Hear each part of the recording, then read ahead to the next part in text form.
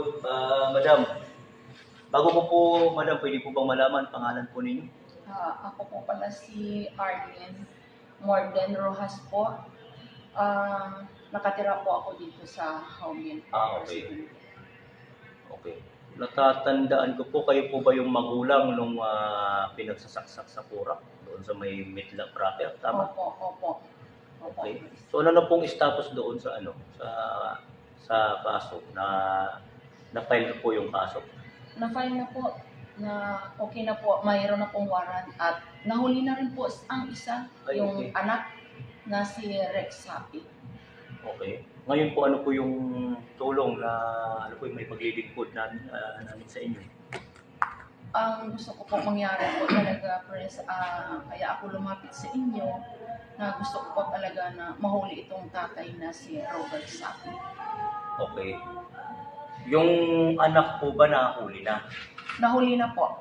Ibig sabihin, mayroon na pong warrant. Mayroon na po.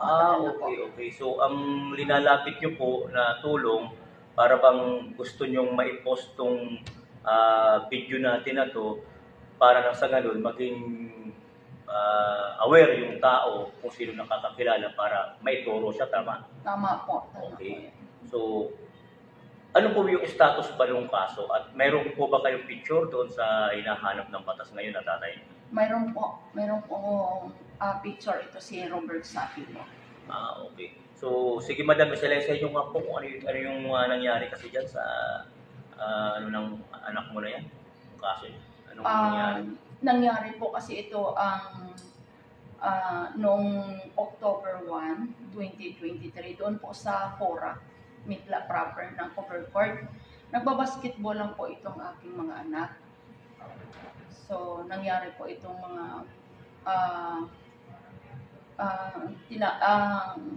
nagbabasketball sa Cover Court. Court. So, ibig sabihin, ito pong suspect at saka yung anak ninyo, naglalaro sila ng basketball. Opo, kasama sila. Isang team po ba sila o magkalaban? Magkalaban po sila sa basketball. Magkalaban sila sa basketball. Saan po nangyari yung insidente na pananaksak? Doon po sa cover court po ng Mitla Proper. Okay. Dalawa po yung, madam, yung pagkakaalam po o tatlo? Tatlo pa yung anak po nyo doon? Tatlo po yung anak ko pong sinaksak. Tatlo yung anak mong sinaksak? Opo. Tapos, yung dalawa po na si Matthew Morden at saka si Marie Morden po ay patay po. Ang nabuhay po ay si Martin Morden. So sa tatlo pong pinagsasaksak na yan, dalawa po yung namatay, tama? Isa pong nakasurvive, yung nag-50-50 that time. Yung 50-50 po. Yun pong nanaksak sa kanya, ano po ba yun? Pamilya, magkakaibigan o paano? Mag-ama po. Mag-ama. Okay. Yung mag-ama na yan, si Robert Sapi. Yung tatay po. Yung tatay, okay. Opo, si Rex Sapi, yun po yung anak niya. Yung anak, sino po yung nahuli na ngayon? Ang nahuli po sa ngayon, si Rex Sapi. Okay. Ganito guys, ang gusto pong mangyari kasi ng isang kadyupa namin dito sa Haubil, gustong manawagan na baka raw po matulungan na maituro yung tatay. Actually po, yung anak niya po, ng suspect at yung isang suspect sa madaling sabi ay nahuli na at nakakulong na po ito. Nakakulong na po. Saan po nahuli? Sa Bicol po. Nahuli sa Bicol. Sa Bicol. Sa Bicol. Sa Birak po. Birak, Catanduanes, tama. Okay. So, shout out po sa lahat ng pulis Birak, Catanduanes. Maraming salamat po at ito nga si Madam lumapit po sa amin bilang isang komunidad kami para gumawa po ng video na to. Sana po makatulong.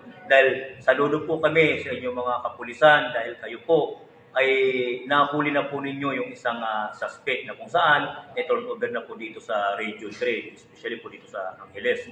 Ang pinananawagan po nitong nanay ng mga biktima, mahuli rin po yung tatay na nalaksak din sa anak niya. Guys, kung mapapanood nyo po yung video at ipa-plus din po namin yan dyan. Nakakaawa po masyado. At sana po, ito po, si nanay, matulungan natin. Sige nay, manawagan po kayo para na sa ganun. Nanawagan po ako sa inyo, mga kababayan.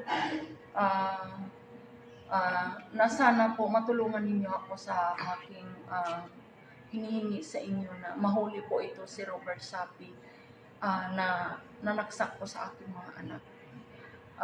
Sa ngayon po, humingi po ako sa inyo para po at na mahuli po at mabigyan po ng hustisya rin po yung pagkamatay ng aking mga anak. At nagpapasalamat po ako sa mga kapulisan na nakahuli po sa kanila at sa mga taong bayan po at mga kaibigan na tumulong din po. Maraming salamat po sa inyo. Okay. Guys, yung panawagan po ni Nanay, dahil po ang gusto niya lang mahuli na po yung tatay na isang suspect sa pananaksak sa 3 anak niya. Imagine 3 anak, 2 po yung namatay, isa pong nakasurvive. So ang pinananawagan po ni Nanay na may turo po yung ipa-plus po na picture at pangalan na Robert Sapi na yun po ay sa ngayon ipinaghahanap pa ng batas. Ang ibig niya pong sabihin, may turo po ito at iparating po sa pinakamalapit na police station kung saan man po dito sa buong Pilipinas. Kung nasaan man po siya, patulong guys na matulungan natin na may turo yung suspect. Kasi po, naniniwala po ako na pagka tayong lahat nagmalasakit dito kay Nanay, mabilis pong mahuhuli at mabigyan ng impormasyon yung kapulisan dahil po positive naman po na may warrant na.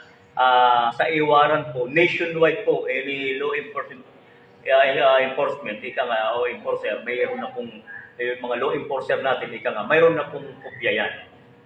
Na ang hinihingi lang po ni Nanay sa atin, kung saan man po aabot yung video na to, especially po dito sa Pilipinas, na maituro po, matulungan po ninyo. Mayroon pong ipapalabas kaming picture kay suspect, kay Robert Sapi, para po matulungan nyo po natin si Nanay na mahuli na po ito ng mga otoridad.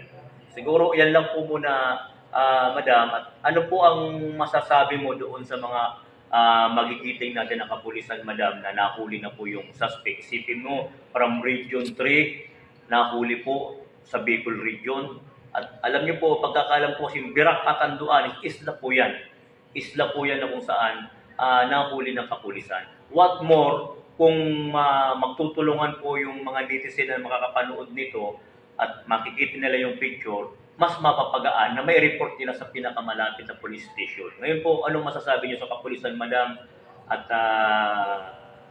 nahuli na po yung anak niya.